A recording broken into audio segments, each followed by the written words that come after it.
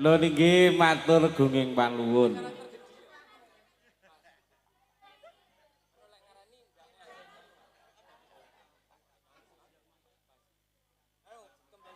Lho niki mekaten karo wau para dulur sampun kita pirsani mengkaipun wonten Bapak ingkang angka sepindah pasugatan saking Sinar Budaya sampun katuraken sepindah malih matur gunging panuwun Pak Win. Nggih.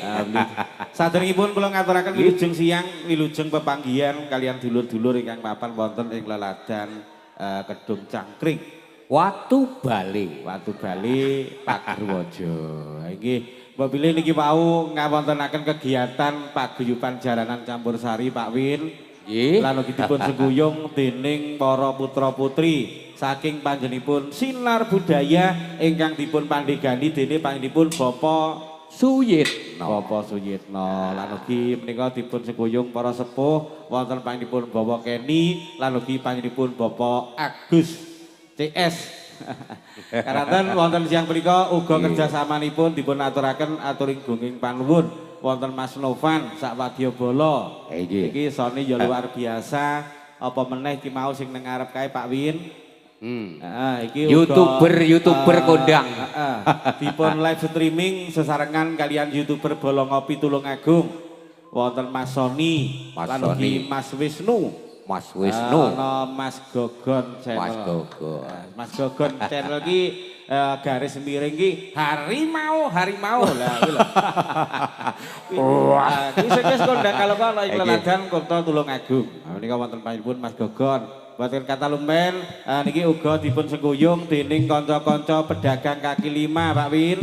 Iki wau kula pirsani sampai dumugi mriki sampai radosan ngajeng wah jan luar biasa. Luar biasa. Nanging aja lali dulur.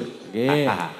Sedina sewengi. Nggih niki adicara wonten siang punika niki mangke uga kalajengaken ngantos dumugi dalu. Lekne bilih pengen pirsa Pak Win niki hajatipun napa? Nggih, menika hajatipun tedak sinten? Tedak sinten? Pitonan. Nggih. Nggih, menika wonten dalemipun Bapak sinten nggih? Aku kuwi ndak dikai catetan jane ngene ya dikai catetan dadi lengiyane penak. Ya tulisna ta Mas, iki kok tulisna sing dhewe. Ha iki MC-ne lali iki. Nggih, sing penting niki wau adicaranipun mitoni utawi tedak sinten ngoten nggih. Putra napa putri niki, Pak? Putra wonten dalemipun Pak Kasihan. Pak Kasihan mugi-mugi putra ingkang didus kala wau Pak Win saged dadosaken putra ingkang saleh. Soleh, solehah. Anuga migunani tumraping bangsa kalawan negari, sumrambahing wonten agami. Iso mikul dhuwur mendem jero. Nggih.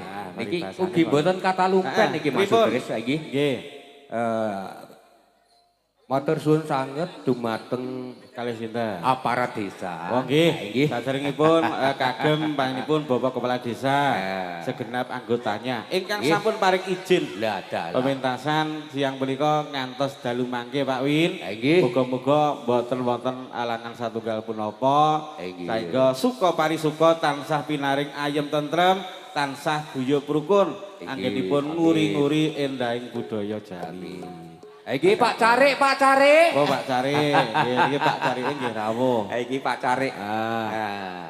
Iki monggo diaturiaken nyelake mawon pinarak Pak Carik. Nggih niki mangke sesarengan kalian Kadang Sorawati niki wonten panjenenganipun Dik Fajar.